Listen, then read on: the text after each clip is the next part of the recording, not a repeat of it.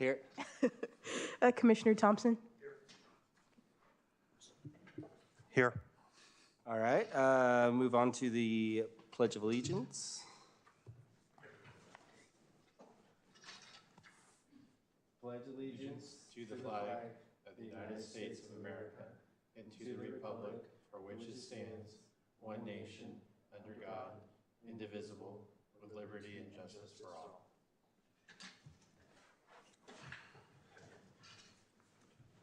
At this time, we'd like to see if anyone has any public comments. All right, seeing none. Approval of minutes.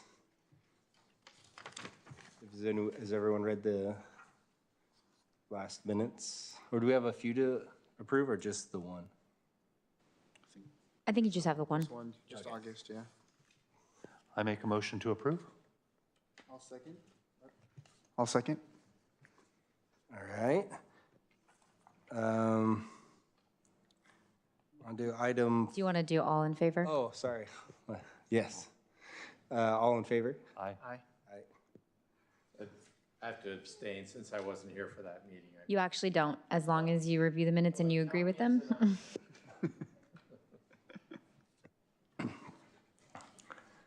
All right. Moving on to item 5, the Parks and Facility Use Policy Handbook update related to increased usage of picnic areas. We have a staff presentation for that. Yeah, thank you. So normally, this is an item that would come before the commission before it goes to the city council. However, as you all are well aware, we have not been able to get a quorum in this body for quite some time. So the last time I ran a meeting was in June. July was canceled due to the 4th of July. Then August, you got an update on the downtown, and we have not been able to get a quorum since.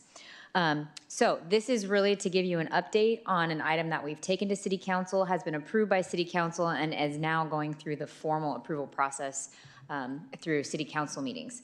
And this is really in regards to the fact that we have seen about 50% increase in the use of picnic areas since 2019. So you can see that in 2019, we had an average of 3.6 rentals per day to now at 2022 having an average of 5.6 rentals per day.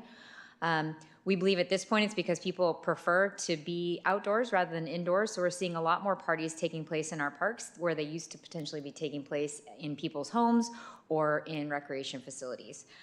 This has caused a significant increase in the amount of trash that we're seeing in our parks. Public Safety Dispatch gets lots of calls over the weekends about trash in the parks, and renters show up and the restrooms are unusable. At the time that we brought this report to City Council, we did not have staffing in parks to be able to address this problem. And so oftentimes public safety were getting called out as an emergency call out, which costs the city a lot of money and is really not what we want to be using our public works staff to do on the weekends for call outs. We've gotten a lot of complaints from residents. We get complaints from picnic users, and like I said, an increased call to public works staff. So we took this item to council to try and address this problem. In 2019, we took an item to City Council to adopt our park and facility reservation and use policy. That did go through the commission first. It was quite a project, took about 6 months to get complete. And this really dictates how we manage reservations in city facilities, in our picnic areas, and our sports fields and courts. And it covers renter responsibilities such as the condition of the parks when they use it and insurance requirements, etc. So we, in the month of June and July, had public works staff do trash cleanup on the weekends. And this is just an overview of what that looked like during our peak use time in our picnic rentals. You can see how many bags of trash and how many of those parks actually had rentals in them. And so it actually turned out that only 45, and I say only, but only 45% of the trash could be directly related to a picnic rental because we knew for a fact there was a rental in there. So these are other people using parks, which they're public parks and people can do that, but we couldn't necessarily say that specifically this is 100% related to our rentals. We just know that it was impacting our rentals and the rentals potentially had something to do with it. So you can see on the weekends, 25 bags of garbage average per day, some more than others. So what we took to council as a proposal to make some changes was to add staffing on the weekends. Public Works staff, they did get additional full-time staff as part of the budget process this year, but those staff are already committed to other areas in the city, such as some of the homeless encampments, some of the street medians, et cetera. And so we really didn't feel like using those staff for park cleanup was the best use of them because they are doing a lot of great work throughout the rest of the city. So we proposed to use community services part-time facility attendants. This is really already in their scope of duty. They do this in the facilities for regular indoor rentals. So it felt very natural for us to expand that to the weekends in the parks. And for the first time in a long time, we have enough staff to actually manage something like this, which is also a great thing to report to the commission since the last time I talked to you and we couldn't get any staff. So they would be doing some checking of permitted users. They would monitor the parks where there is permitted use, and they'd also be able to monitor park use where there's not a permit. So they'll be able to travel around the city and look at different parks, make sure they do some general cleanup. If there's not a current rental and they should have a permit, they'd be able to educate, like, hey, just want to let you know that this is the city's municipal code. If you have a party of 10 or more that's not open to the public, you're supposed to have a permit. We're not really looking at having our part-time teenage staff enforce, but educate at this point. In addition to that, we proposed a fee change. Currently, we permit 4 hours blocks of time based on residency, the type of renter, and the expected attendance. And so the fees range anywhere from $29 to $186 for a 4-hour block of time. And that just ranges, like I said, nonprofit, resident, private, commercial, et cetera. We don't have any, we did not have any, well, we don't technically yet. We don't have any appropriations to add additional staff on the weekends. So we didn't budget to do this year. And so this was part of bringing this to council, was to ask for an additional appropriation. And we did not want this to impact the general fund. And so we also proposed to increase our picnic rental rate by $30 total to cover the staff costs. So each renter will now pay an additional $30 on top of their rental. We did an analysis as well, and by adding a $100 damage deposit, right now we don't require any damage deposit. So there's really no onus on the renter to keep the park looking nice when they go in because they don't lose anything if they don't clean it up. We do require damage deposits in all of our indoor facilities for rentals, and so this is a precedence that we've already set. And it should encourage renters to leave parks in better condition. By adding this damage deposit and increasing the fee by $30, we're still lower in our rental rates than Petaluma, Santa Rosa, and Windsor. So we felt like this increase wasn't going to be overly burdensome to our renters. In addition to that, we asked City Council if we can authorize special events in city parks. Currently, we only allow special events at City Center Plaza. We do feel like people are, because they're now moving their indoor parties to our parks, they don't look like picnic rentals, some of them. They look like special events. They're bringing in a DJ and bringing in food trucks and bringing in a lot more people than what you would think of as a typical birthday party. So we generally define a special event by the number of people in attendance, how long it lasts, and whether or not you have added amenities, amplified sound, vendors, et cetera. Private rentals in parks generally are limited to picnic areas. These special events tend to spill out into the rest of the park.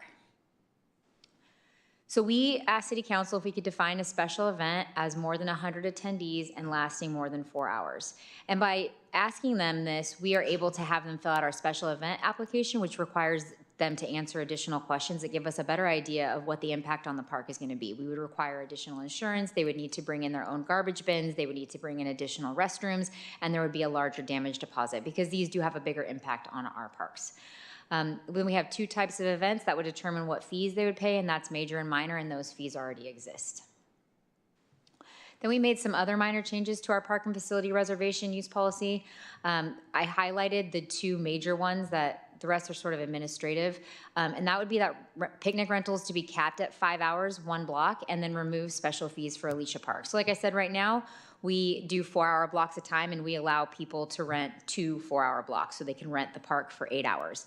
Technically, they will still be able to do that, but that would put them into a special event category, not 2 picnic rentals. And then we used to, well, I guess currently to this day, we charge a different fee for Alicia Park because we determined that was a bigger park and it could handle a larger crowd. We asked City Council if we could remove that. We felt like we should be treating all of our neighborhood parks equitably and not charging, especially in the Alicia Park area, with the residents that are using that space a higher fee just because the park is bigger. So we categorized our parks now into large community park, a medium neighborhood park, and a small park so that we can manage where we could do these special events at. Then we did some other administrative changes. For example, it said that the deputy director, we're changing that to director. We don't have a deputy director in the department anymore. Added parks that didn't exist when we did the first update, and then we added pickleball and basketball courts because we didn't have those in the policy. We did not put futsal courts in the policy because those are not rentable. And then we increased the private rental rate at these parks. Right now, they are $25 a day for a court, and you can rent it all day long. So we changed that to $25 an hour, which makes more sense. That fee was originally adopted in 1999 and hadn't been updated since. So these are just the strategic plan and priority alignments with City Council's strategic plan priorities and the city's strategic plan. And this is the fiscal impact. Really, you can see it's very little to none. A little bit this year, just because we're prorating the timeline. We're starting hopefully in January, and then next year we will not be costing the general fund any money. And that is it for that item. So I'm happy to entertain questions and discussion. Like I said, there's no action on this item because this has already been taken to City Council. Anybody have any comments or? Well, I guess on the good side, it's good to see the parks being used. And I saw that 45% of the additional trash was connected to the rentals. And so does that mean they're just getting a lot of other trash on the weekends in particular, more so than normal? Yeah, and we can't say that it is definitely 45% related to the rental. We can just say that we know there was a rental there, and so this could be because of it. We can't guarantee that it was the renter that did it. It could have been someone that came in right after them. But yeah, just lots of traffic in the parks on the weekends. Okay. Just curious, you mentioned that there's a move for people hosting their events outdoors. Has there been a decrease in in the usage of the indoor spaces available? There hasn't. We're standing firm on where we normally are pre-COVID with our indoor facility rentals, at least in city facilities. So these are probably more like where people had parties at their house, and they're now moving them into the park instead. Interesting. Okay. These are just guesses, educated guesses. I don't know for sure. We don't ask. Sounds logical. And just a question about the receptacles outdoors, since they seem to be used more frequently now.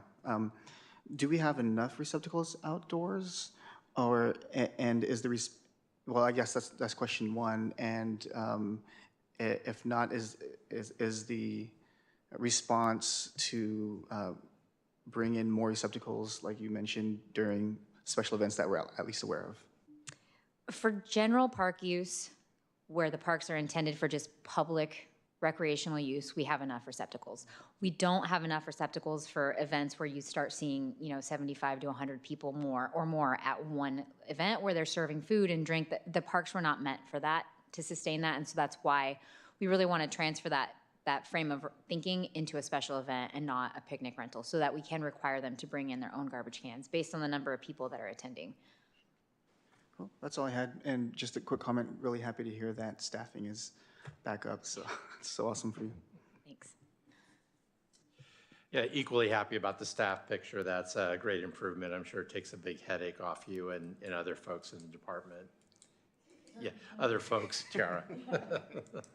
I'm curious, and I like the idea about the $100 damage deposit for picnics, because I've seen some of the aftermath of some picnics in the past has been pretty significant. I'm wondering, have you had to withhold that deposit for any of our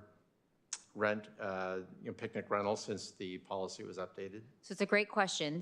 I mentioned that this has been approved by council, but has not been adopted by council. So the adoption of this policy by resolution will take place at the next council meeting on December 13th. And so we'll be able to make those changes effective the next day.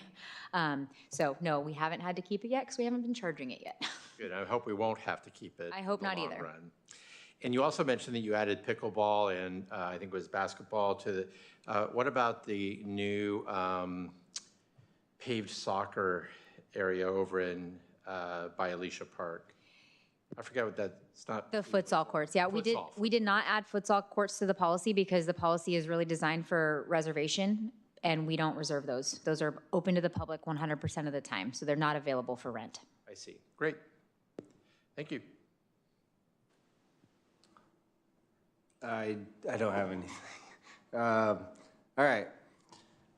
Moving on to item 6, the Parks and Recreation Master Plan update. We have another staff presentation. You guys are going to hear me talk a lot tonight. It's been a long time. So I don't have a PowerPoint for this. This is just an update. As you know, the commission recommended that we go to City Council and ask that we get appropriations to do a Parks and Facilities Master Plan update. We did get that budget approved for this fiscal year, and I'm very happy to say that we have a consultant in a signed agreement, and the process is moving forward. So I just wanted to give you an update, sort of what that's going to look like, and your involvement, staff involvement, and the timeline. So we have already done our initiation meeting with the consultant, and that was really to go over, here's like a general overview of what we're going to do, what you're going to do, and so we're already into task 2, which is sort of the document review and information collection. So the first step of that is in the next couple of weeks, park staff are going to be meeting with our consultant and doing 2 full days of park visits. Will they be collecting data? They do have the last park audit summary that the commission did. So you all received a report that I brought back to you and kind of summarized everything that you did in the last park audit.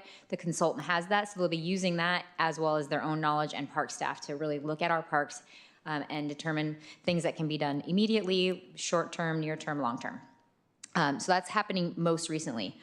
The next thing will be document review, where the consultants will spend a lot of time looking at our current master plan, the revisions to that master plan, our general plan, our CIP. They'll be looking at policies like the one I just presented to the commission momentarily, cost recovery policy, facility fee use policies, et cetera. So really any documents that have anything to do with parks, recreation, funding of such, they'll be reviewing those documents to see where we currently sit.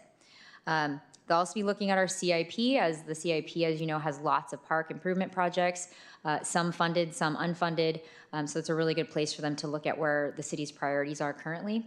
They'll also be looking at the building assessment that we just did, because a lot of parks and recreation facilities fall into that building assessment to determine where we're at in immediate needs to bring our infrastructure to where it needs to be, deferred maintenance, et cetera. After that, they'll be doing information collection from the community. So they'll be doing a community profile, looking at our demographic, our cultural status, our socioeconomic status, figuring out what parks and recreation trends in the North Bay look like in comparison to California, et cetera. They'll also be doing a community interest and needs survey, and that'll be a statistically valid survey. Because the original bid came in higher than what our appropriation was, staff met, and we had to sort of mess with the overall scope a little bit, and so the statistically valid survey will probably reach out to less people than we originally thought, but we wanted to make sure that we had a broad demographic. So we'll be reaching out to lots of different factions of the community to get that survey, and that's really good. We haven't done one of those in a very long time. They'll also be doing public engagement meetings. That will definitely include the Parks and Recreation Commission, so there'll be study sessions. The first one will be with just the Parks and Recreation Commission and the consultant and staff. The second one would be with the Parks and Recreation Commission and the Planning Commission and staff. And then the third of those would be with the City Council. So you'll be able to kind of give your recommendations and be really hands-on in this study session in the first place, and then we'll bring in the Planning Commission because that's where the general plan stuff comes into play. We want to make sure that we are doing this parallel to the general plan, and then we'll take the recommendations of both groups to the City Council. And then we'll be doing some community and stakeholder meetings. We're going to be doing 4 of those. Again, originally all 4 were going to be conducted by the consultant, but we are actually going to only have 1 conducted by the consultant, and then we'll have 3 conducted by staff. The idea is that we'll be reaching out to different pockets of the city in different, probably recreation facilities that are in different sections of the city. Makes it easier for people to get there. We'll also be reaching out to all of our community groups, the Rotaries, the youth sports organizations, the Chamber of Commerce. So really any nonprofit or community group that we work closely with that offers programs to the community, we will be reaching out to those folks to talk about what needs they have, where the gaps are in our services, et cetera. So we really want to make this as comprehensive as possible. After that, they'll be doing a needs assessment and a gap analysis. They're going to take all that data and look at what the community's needs are versus what the city's currently offering and how we can fill those gaps. They'll be looking at future development opportunities and expansion opportunities, and then really Vanessa and I, the Director of Public Works, really want them to focus on deferred maintenance and bringing our existing infrastructure to where it needs to be before we start looking at building brand new amenities. We need to be able to take care of and fund for the future what we currently have before we start figuring out how to add more stuff that we have to then figure out how to fund to maintain. So it's not to say that we won't be putting recommendations for future new amenities in the master plan, but we definitely want to focus on how we can make sure to maintain our current infrastructure. We are a very infrastructure-rich community, which requires a lot of money to maintain. So they'll be looking at that. And then they'll be looking at underserved areas in the city and where we might have a gap in providing services to those parts of our community, which is great. Then they'll be doing priority setting and action planning. So they'll make a matrix prioritizing projects as short, medium, and long term, making recommendations for operations and maintenance, which I said, and then also making recommendations for funding, how to fund all of these things through general fund and alternative funding sources, which I think is really important for us. We definitely have they say there's lots of money left on the table every year for alternative funding through grants and stuff, and so our consultants are going to help identify where some of those opportunities lie. After that, they'll be doing a draft and then the final master plan, and they'll be presenting that to council, and the goal is that we would be taking this to city council for final adoption in November of 23. So it's a pretty quick timeline. It's going to be a lot of work. It's going to be great for the commission to be able to have this on their plate in the next calendar year, but it's going to be all hands on deck. And that is the update on the Parks and Rec master plan. I will take questions.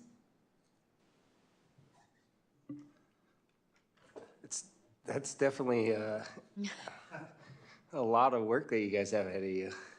It is. But it's exciting. I mean, it's something to do, and it's good that you guys have, you're trying to be involved with the community as much as possible. That's actually goes a long way. Does anybody else have any comments or questions? Yeah, I'm just impressed by the level of, it's incredibly comprehensive. It sounds like you all have done a lot of thoughtful work around making sure that every element has been considered. I didn't hear you explicitly mention anything about the future downtown, if there's any thought that's going to be given to that through this project.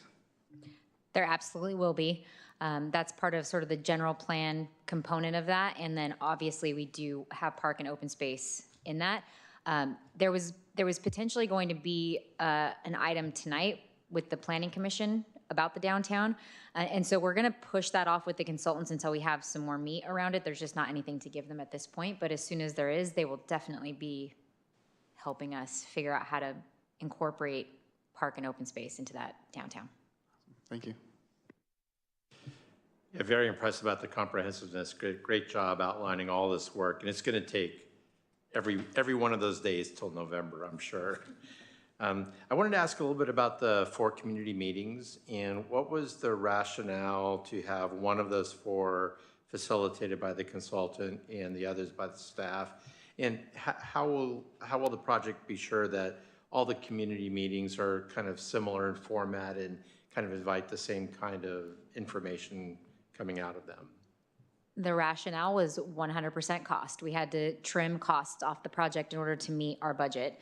And so having them facilitate one gives me, as the staff person that's going to be running the other 3, an opportunity to be with them in that first one. We're going to develop them together, and every meeting will look the same, just with a different set of stakeholders in the room. And so we could have done all 4 with staff, but I really felt like it was important to have the consultant help develop and lead that first one as just a sample of this is what this should look like. I feel pretty confident in my meeting leading capacity, so I'm not too worried about it, but that's why we did that. And we're very confident as well. Thank you. I think that's a really good response. It helps lower costs, but it still involves that level of engagement that you mentioned, Jeff. So, which is what exciting, what we want to see. Yeah, quick question, and this is just because I can't remember. with regard to this master plan, were there overarching goals and direction that they were provided with? I can't remember if our body did that, and we did, and I'm just curious, could you remind us what those were? Yeah, so we did go to the commission first in 2019, it might have been even 2018 and into 19. And then we finally got the funding, and then COVID hit while we were out to bid, and then we had to pull that. But yes, the commission did help us develop the scope of work that we were requesting through our RFP process. And really, everything that I just listed was what we put in the RFP, and then the consultant responded with how they were going to address each one of those things. So we created sort of this scope of work. They filtered in how they would manage it. You're welcome. I forgot to mention that the consultant is RHAA, Landscape Architecture and Planning, and they're based out of Mill Valley. So they're pretty close to us, and they've been really great to work with so far. They have 2 sub-consultants that work with, one that does the statistically valid survey, and the other one is really a recreation programming services professional. And we're looking forward to kicking it off. And just one other, are you the contract manager? I'm the project manager for this, yes. Oh, lucky you. I will be working very closely with Vanessa Excellent, thank if you. she's watching.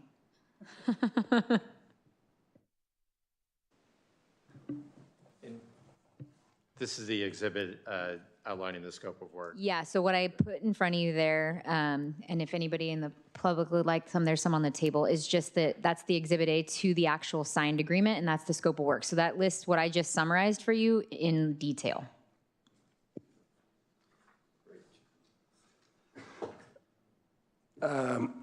Moving on to item 7 is Lydia Park update.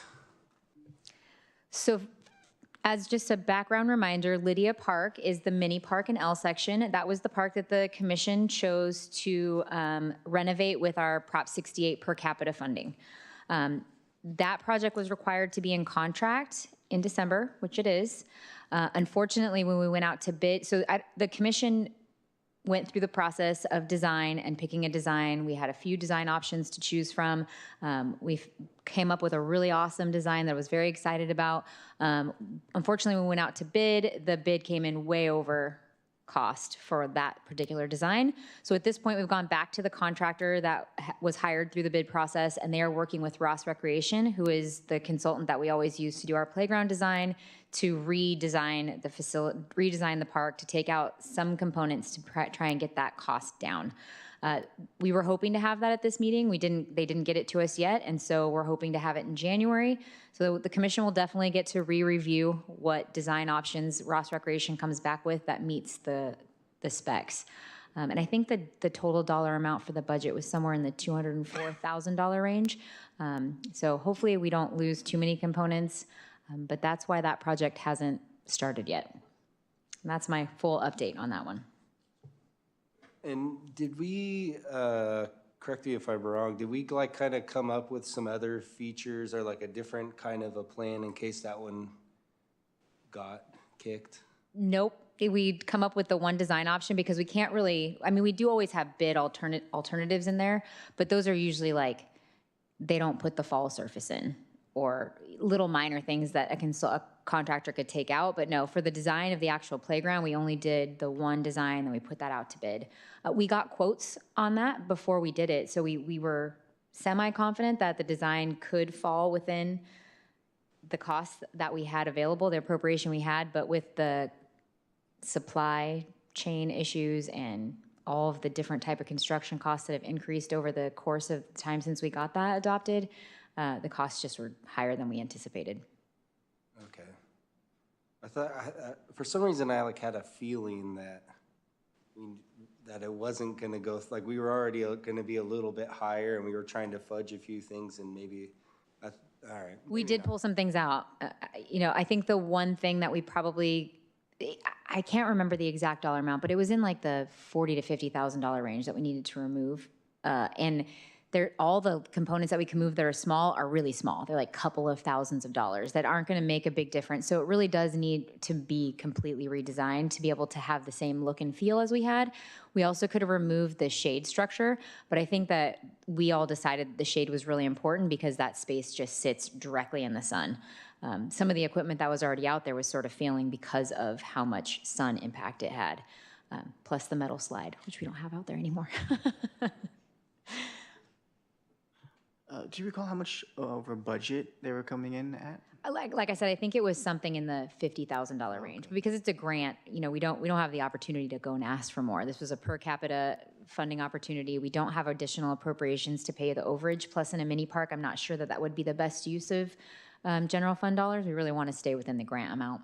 Well, going back to the drawing board, or I guess going back to for the redesign costs, will we incur additional fees for that as well?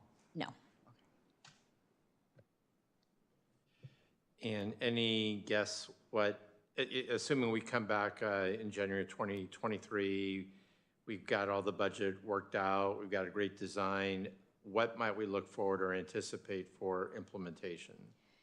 We have until, I believe, June of 2025 to have that completely done. I don't anticipate it's going to take that long. We'll probably look at, 6 months to demolition once we get it approved. But again, everything depends on the contractor's schedule. So I'll make sure to get that update to the commission as soon as we get the project approved. It would be great if that could be, expedite is probably not the right word, but we're all very concerned that Lydia Park has been neglected for a long time. And this was an important step forward that we were really excited to take. And then, as you mentioned, COVID really got in the way. So this could be a really good rebound story if we can make it happen in calendar year 2023, if possible. I will share that with Public Works. Thank you. You're welcome.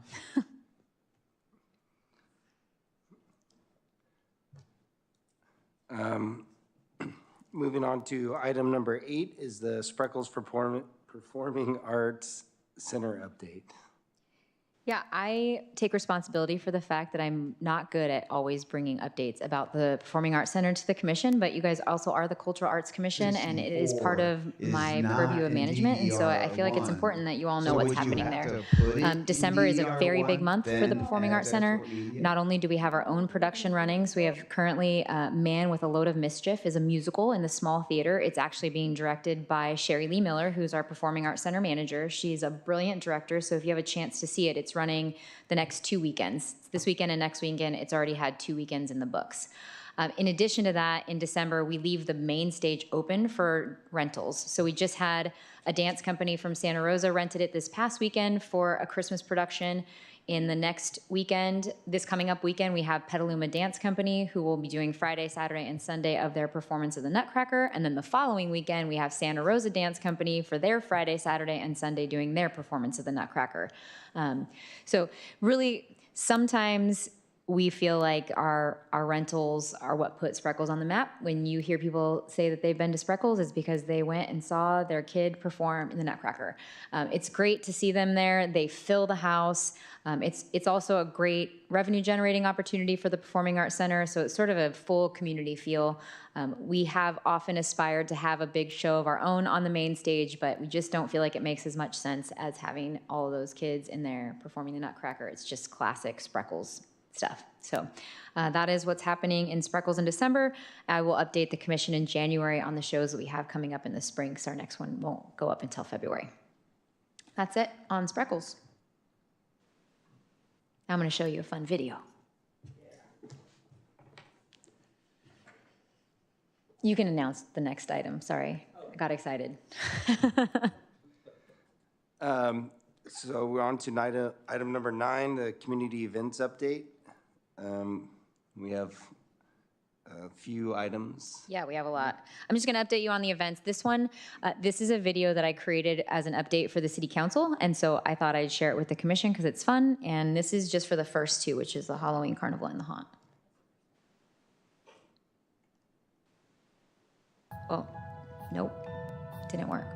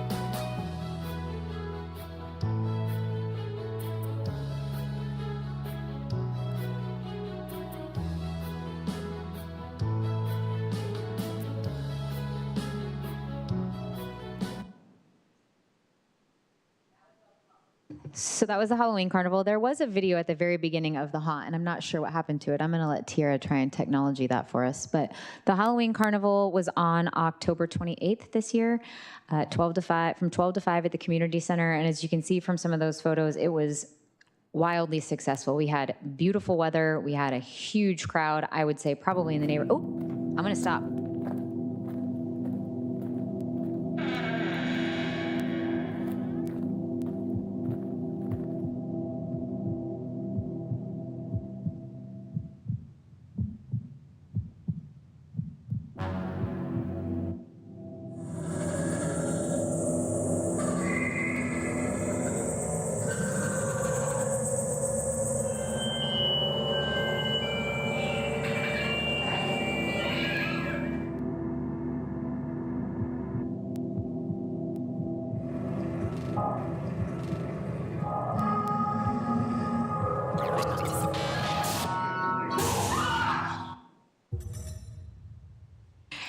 Sorry, I laugh every time.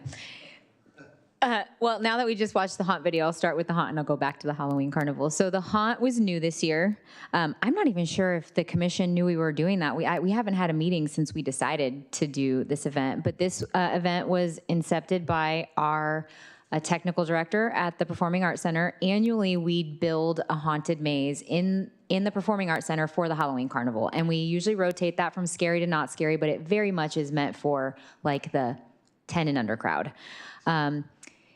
Eddie, who's our technical director, came to me and was like, we're already building something. It would be really cool if we expanded it and throughout the rest of the theater and made like a real haunted house for the older crowd, and we could do it at night. And I was like, yes, please, let's do it.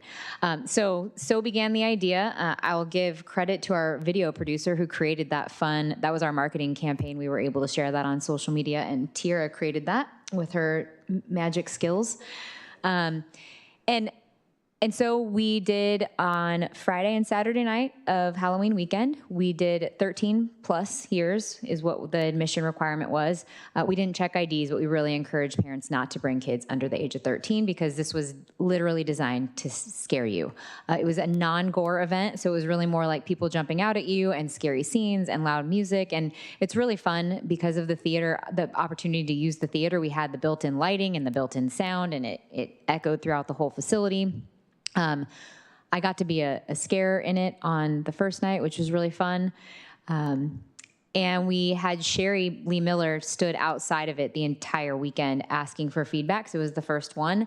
Overwhelmingly positive feedback. They let people go in multiple times throughout their window. So you could sign up for a 30-minute window to show up. And if you got there early and there was enough room, you could go back multiple times in that half hour. I saw lots of kids come back through. And I say kids because it was mostly teenagers. There was some adults, but it was mostly teenagers. And it was really fun to watch them scream. The feedback was that they loved it. They wanted it to be longer, darker, with more people in there scaring. So essentially they want it scarier. And so that is what we're going to strive for next year. But we do feel like this will be an annual event. We're using this as a fundraiser for the Performing Arts Center.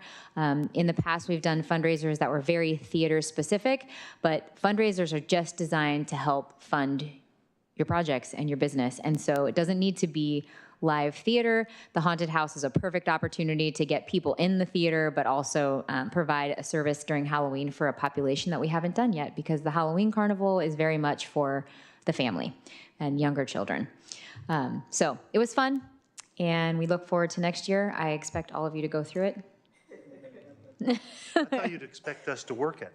Or that, yeah, I you can mean, work it too. We're a pretty scary commission. If you're interested in being a scare, you let me know. So moving on to the Halloween Carnival,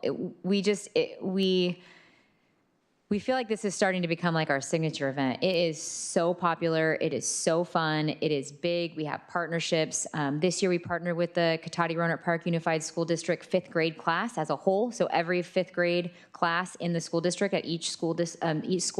In the past, only 2 schools have been able to send their 5th graders to outdoor education. This fundraiser was designed to be able to send all 5th graders in the school district to the outdoor education. They were wildly successful. And so they came up to me, I bet 1 hour into the event, and were like, hey, this is great. Let us know about next year. They hadn't even finished the day.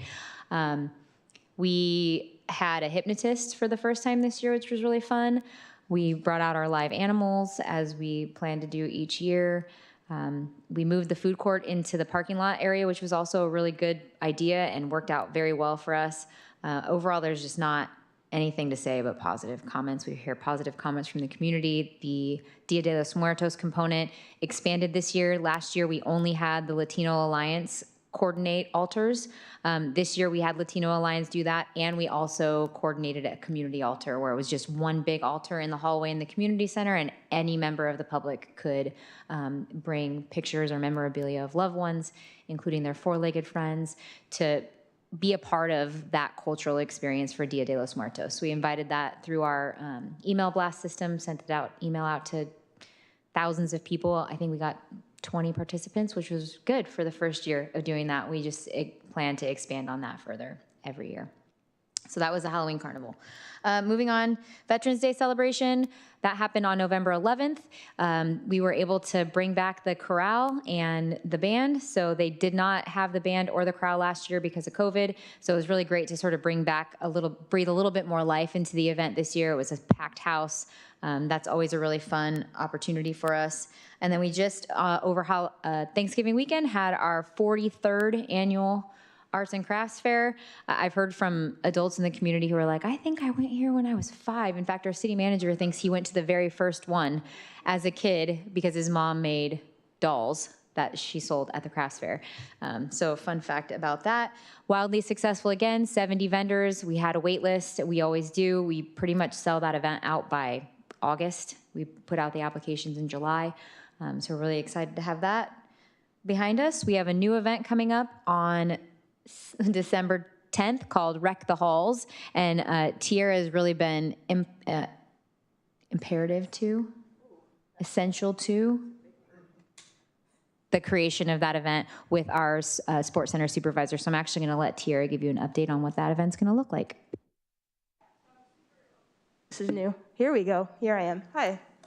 So super excited about this new event. It's Wreck the Halls. It's REC, the Halls. Did you guys know the Sports Center was also called the Rec? That's what some folks call it here. So it's all worked out. We're going to have Santa photo opportunities, some hot cocoa, candy canes, cookie decorating contest. Hi, over there. I feel like you can't see me. And then just an opportunity for folks to get familiar with the Sports Center if they haven't already, so that's really important. So there will be trainers on site greeting members and seeing if they're interested in having a personal trainer, but also giving some demos, because one of the most intimidating things about going to the gym for the first time in a long time, or the first time ever, is using the equipment.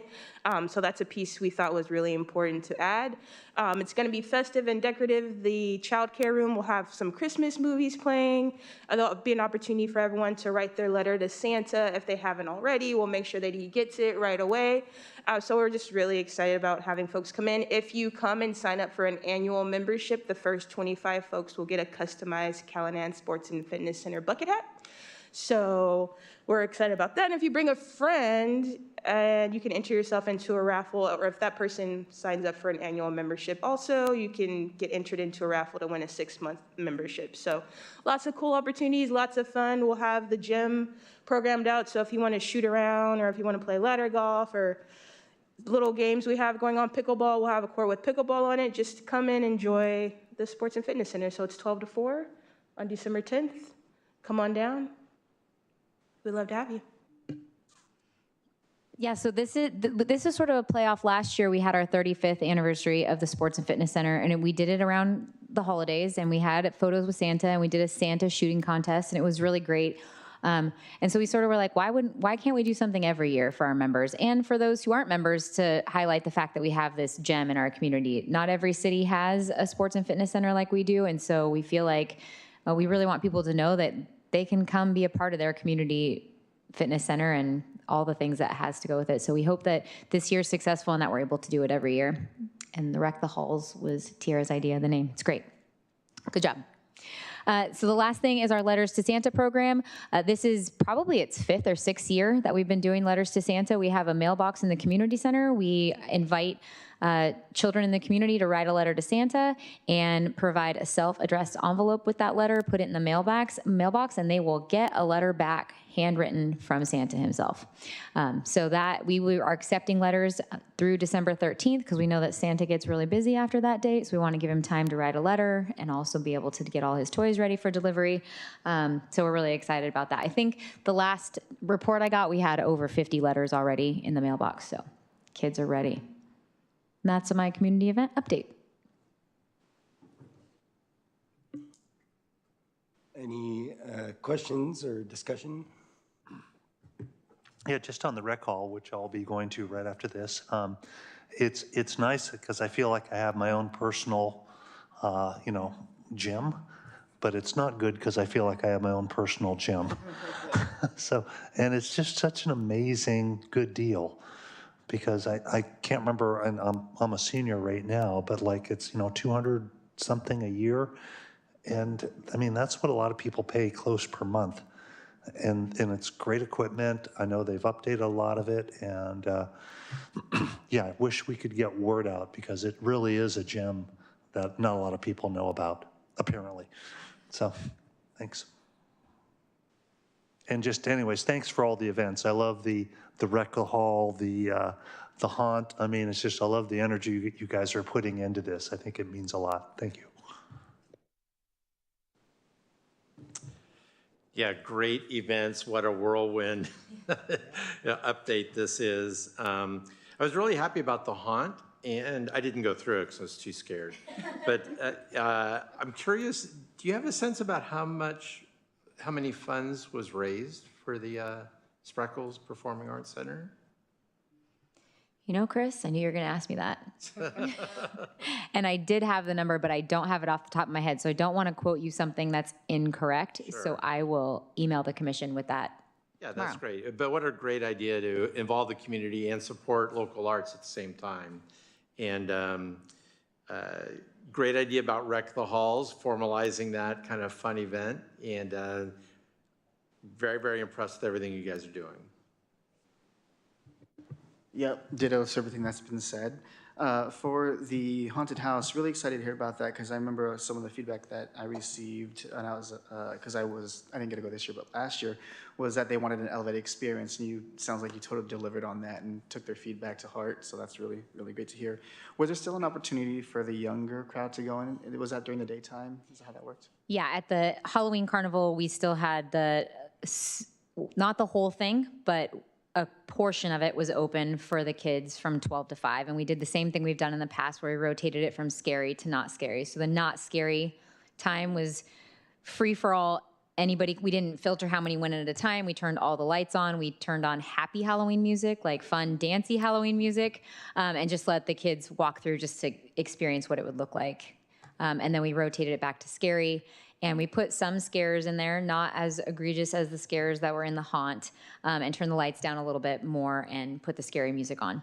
The one piece that they weren't allowed to go down is we opened up the costume area hallway where we have the costume rooms and the green rooms for the actors, and each room had a different theme where you could walk in and there was things that we didn't want kids to have nightmares about after the Halloween carnival, so those were closed. But yes, they still did get a chance to go through, and they loved it.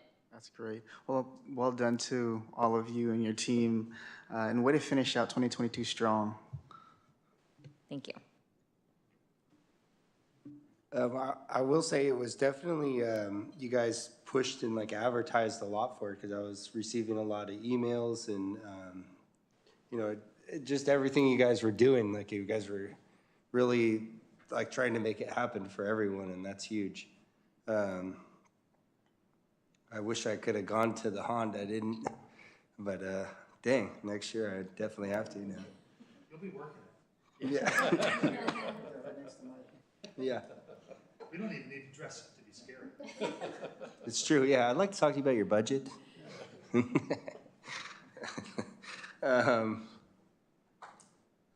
All right, moving on to item number 10, the community service programming update. Yeah, so just wanted to let the commission know that our winter spring guide, which I brought you all a copy of, you all should have gotten these in your mailboxes at home, but just in case, there's another copy for you. We opened up registration last week. Is that only last week? Yeah, the Monday after Thanksgiving.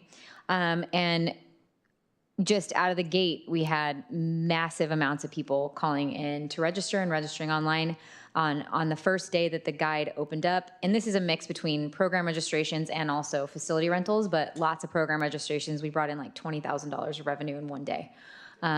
So people are excited for our classes, which is really exciting. People are coming back from their COVID worries, although I hear it's running its course again, so hopefully that doesn't impact our programming. But we wanted to announce that we have a couple new classes. Molly and Miriam Pengel, known as the Pengel Sisters, have been teaching free classes at the pickleball courts on Thursdays and Saturdays. Those were advertised through the Recreation Guide, but they have been getting 60 to 70 people at those free clinics, and they've had lots of people request if they can take private lessons from them. And them being good stewards of the space know that you can't do private lessons out there without either a permit or going through the department to do classes. And so they did decide that they were going to actually teach paid for classes in pickleball, and both of their classes, level 1 and level 1.2, literally sold out before noon on the day we opened registrations. So there is definitely a need and desire for people in our community to not only play pickleball, but start to learn how to play competitively, which is pretty exciting.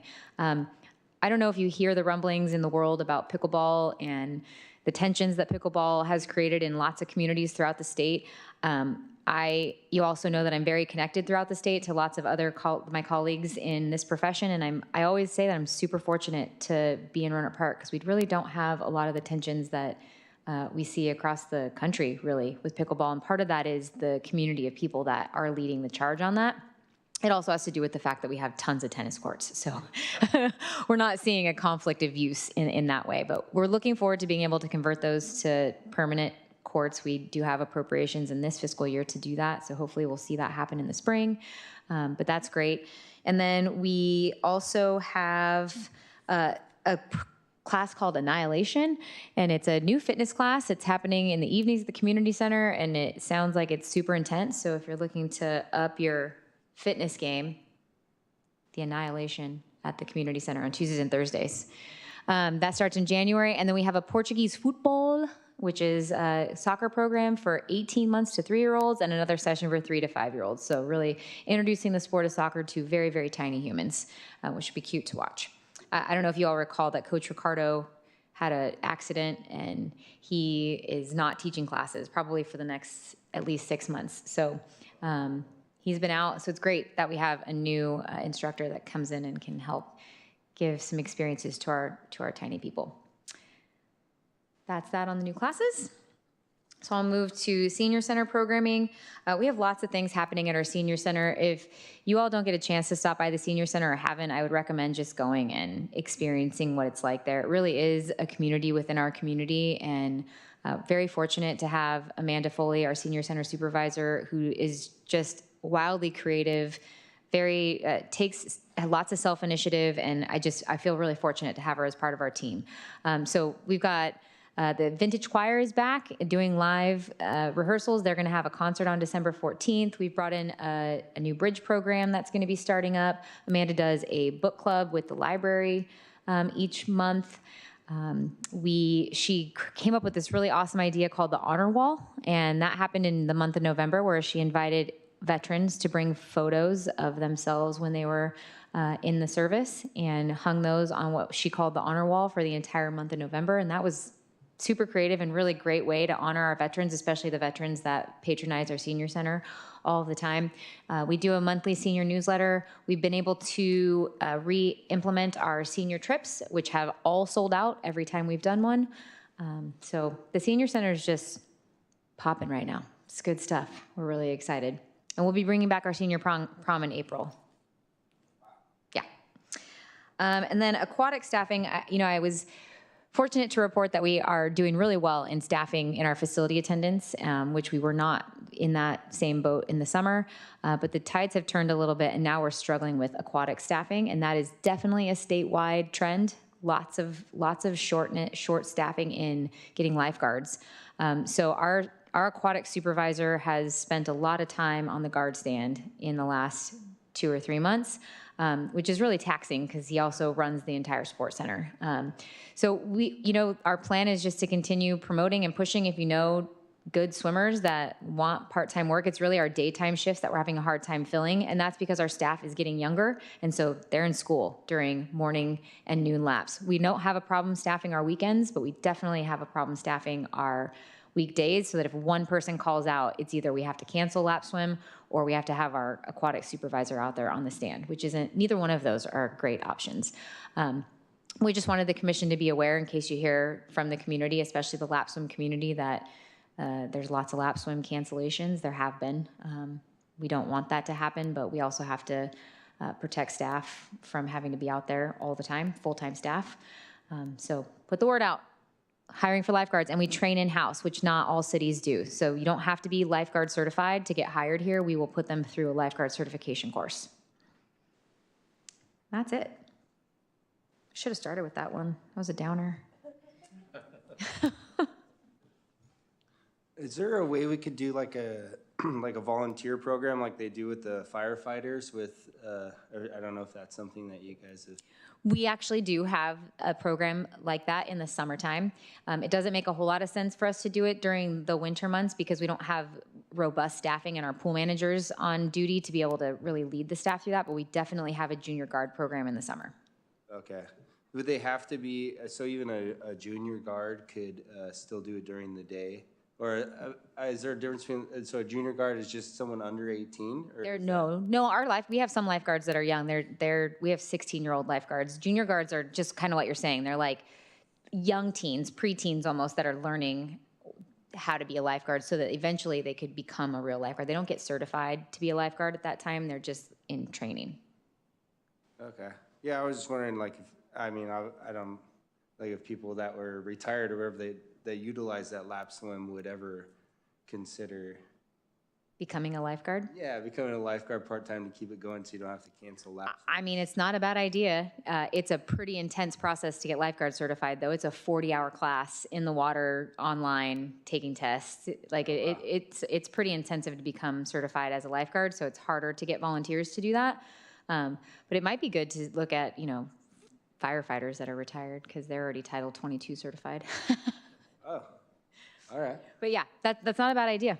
I'll run that through our aquatic supervisor to see about volunteers going through the certification process.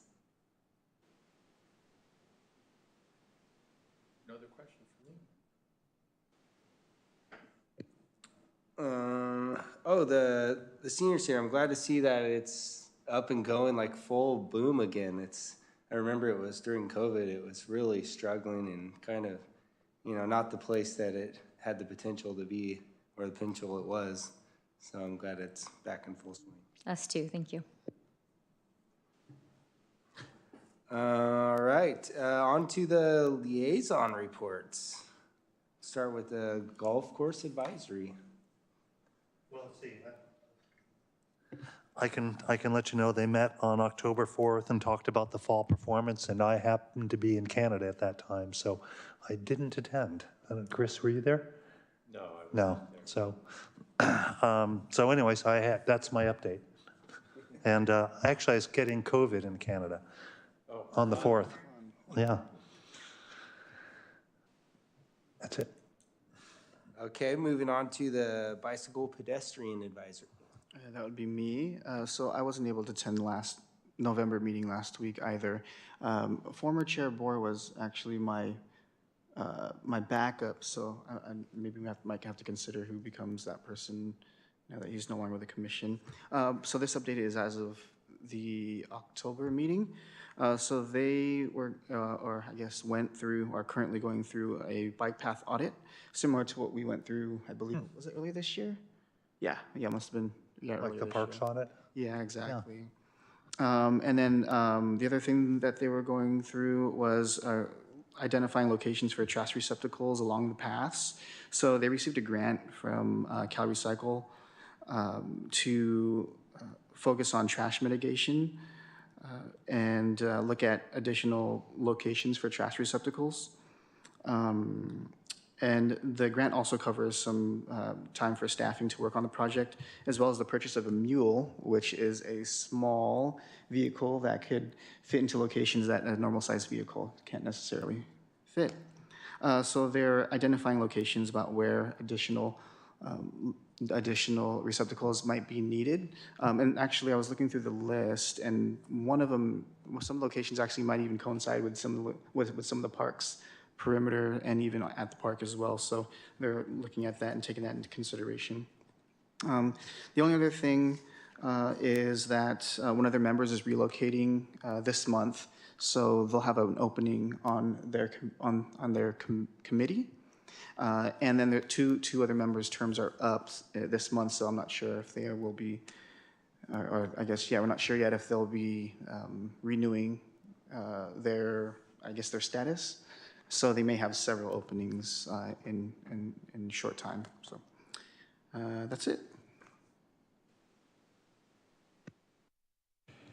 And I think I'm next up with the Senior Citizen Advisory Committee. I don't recall the last date. I think it was in October that committee or the advisory board met.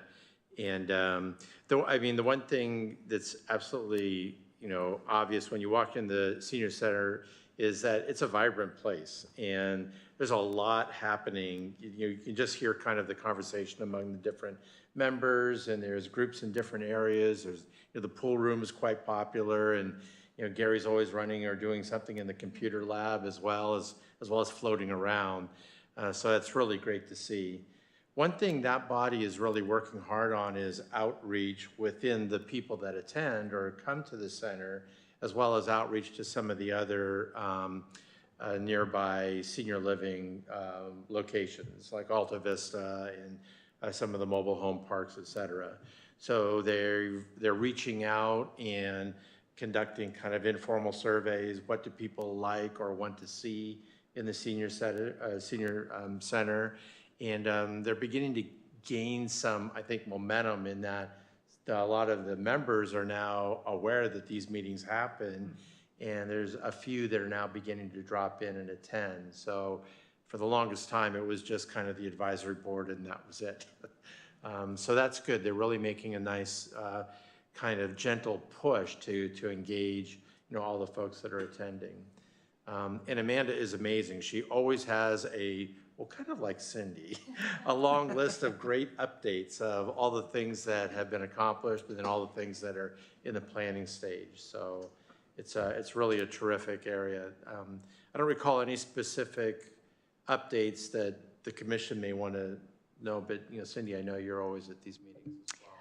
I think maybe the only one that might be applicable to this group is that there was a request in the July meeting from the Senior Citizen Advisory Commission to find out whether or not there was interest from the seniors to start a bocce ball league.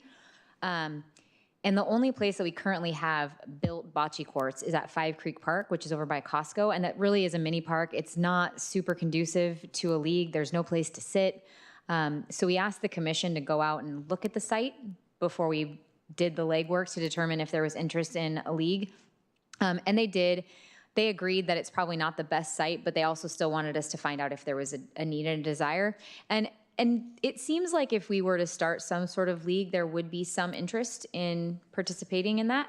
So it's not something that's off the table completely. We just right now don't feel like we have the best facility to conduct something like that. But at least we know that we have some members of the community that would be interested in participating in a league if we were able to create one at some point. And maybe 5 Creek has some potential in the future if we could get some benches installed out there and shade, and we could do some sort of transportation program where we could go from the senior center to 5 Creek altogether, because there's no parking lot. It's all street parking.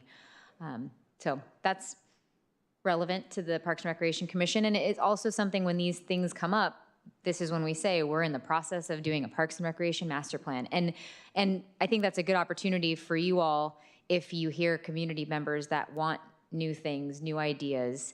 This is now a great time to let them know that this year we're going to be doing a Parks and Recreation master plan. We are going to be reaching out to the community. The community's input is the #1 priority in creating something like this, and this is the opportunity for people to let us know what they want. And you know, the more people that say they want the same thing, the more likely it is that it's going to get into that master plan. So we mentioned that to the Senior Citizen Advisory Commission, that it's probably a good opportunity to wait and see if there's a broader need for bocce in the city through that master plan. Yeah, that's a great update. I didn't recall that.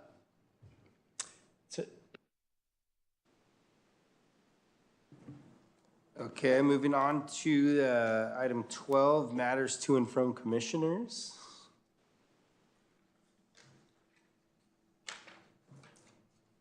None here.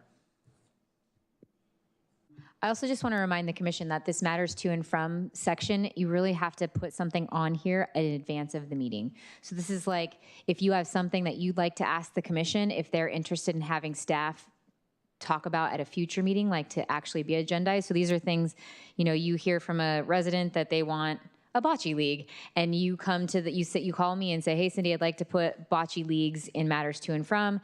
At that point, then you'd be able to address the rest of the commission and say, hey, I'd just like to see if you all would be interested in having staff bring an item back about this. And the commission would be like, yes or no, and that's it. So, you know, this is the last meeting of this year. Good time to tell you how these things work. It does say in the notes, though. Okay. 13, communications. Anybody? Saving it all for the master plan? Yes, exactly. Okay. All right, if there's nothing else, gonna adjourn the meeting. Great. Thank you all. Oh, yeah. Yeah. Yeah, do it. Thank you, Last Cindy. chance. Perfect.